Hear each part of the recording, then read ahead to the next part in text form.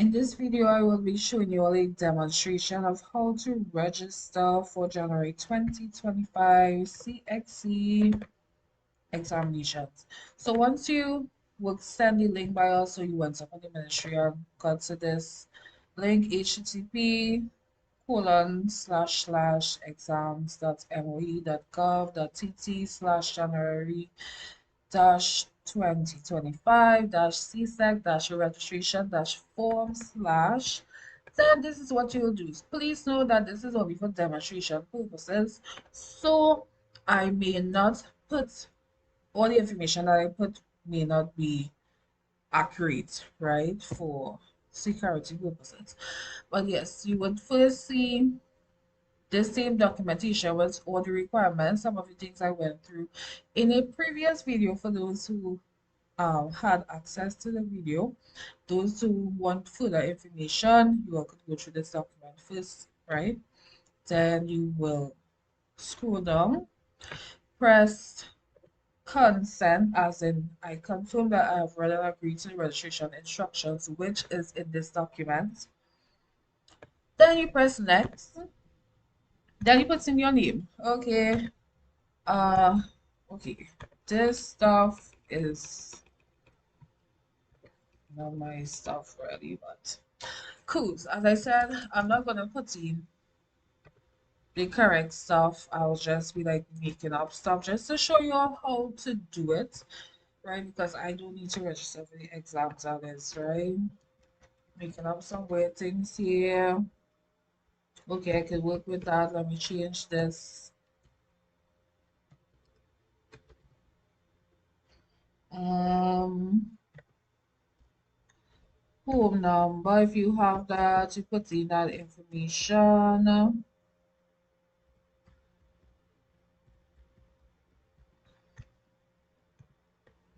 I'm just changing around some of these things.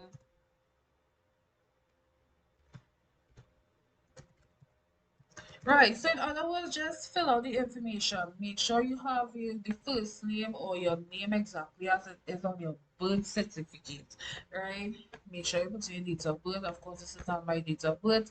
State whether you are female, male. Uh, if you have a driver's permit number, if you go with a passport, but it said please provide at least one identification. So if you're going with a driver's permit, put your driver's permit number. If you're going to ID card, put your ID card number. Because whichever one you put the number for in this section, you will have to upload a photo. So you all would know what you have prepared and ready, right? And yeah, this is not my address, right? Okay. Fuck, let me take off this, but this is not my address. Cool. So once you do that, the next thing you would do, choose which area you are from or which area you would prefer to write the exam in. So try to choose an area that is where you live, because you don't want to be in Topa and then you put Diego Martin and you have to write the exam in Diego Martin, right? So if you're from Diego Martin, say Diego Martin, and they would assign you a school close to your location or preference, right? Okay, now when you reach here, you have to select your subjects. So if you're going to rewrite, let's say principles of business, if you are a repeater who was not in school, you would have to do paper 3, so you will go with alternate.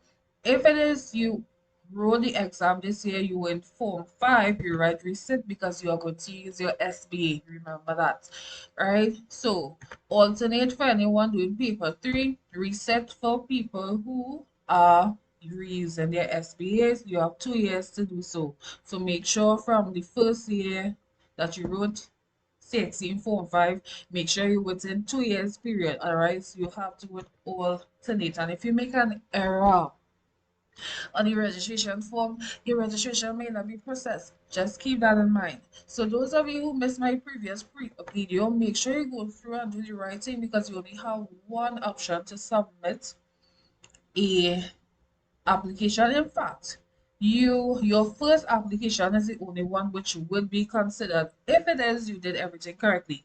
If you did some of the things incorrectly, then you will lose out and you will not be allowed to write in January. So make sure you do everything right to avoid headache and stress. Okay, if you're writing another subject, again, if you are a private candidate who writes in paper 1, 2, and 3, press alternate. If you are reusing your SBA within 2 years after writing 4, 5, reset. Okay, so then you will only write paper 1 and 2. So I hope that is as clear as crystal. So if you're going with more than 2 subjects, keep doing the same thing for all the subjects you intend to write. Now, if you wrote CXC previously, you want to make sure and write your registration number here. So if you wrote in Form 5, if you wrote in as a repeater before already, write that number there. Right, so please know that if reset has been checked for any subject above, your May, June 2023 or 2024 registration number should be entered. So if you are using your SBA, right, and you press reset above, make sure and write your registration number, right, for your examination. If you don't have it, probably check with the school that you were in Form 5. Then you go over to the next page. We have section DE testing. So that's for people who prefer to do paper 1 multiple choice online. If you want to do your paper 1 online, press yes. If no, you want to do it in a school physically, press no. Right? Section E fees. So persons who have to pay fees, this is your section. But persons who don't have to pay fees, you have to search, are you a national, non-national? If you're national, press national. If you're a foreigner, press non-national. Have you exhausted your free opportunities? So that means, is it that you don't have any more free opportunities? If you have to pay, press yes. If you have a free opportunity, press no. Right? So that means you will be able to, you will get a free chance. Because if you press yes here, which means you have to pay, you have to upload the slips, right? The 2 deposit vouchers. Then we press next, they will tell you what is the payment structure for those who have to pay, that is. Okay, cash payment can be made at any of the following payment offices, any district revenue office in Trinidad, and then we have the Tobago option. So deposit vouchers available at Ministry of Education offices must be used when fees are being paid. So do not go to pay in the Ministry of Finance and you do not or you did not collect the payment vouchers. That's for people who have to pay, right? Some of you will not have to pay because you have your free option. So please note, accepted file types are GPG. So make sure your photo of your birth certificate and those things are either in GPG or PDF only, right? That's the only files that you can upload.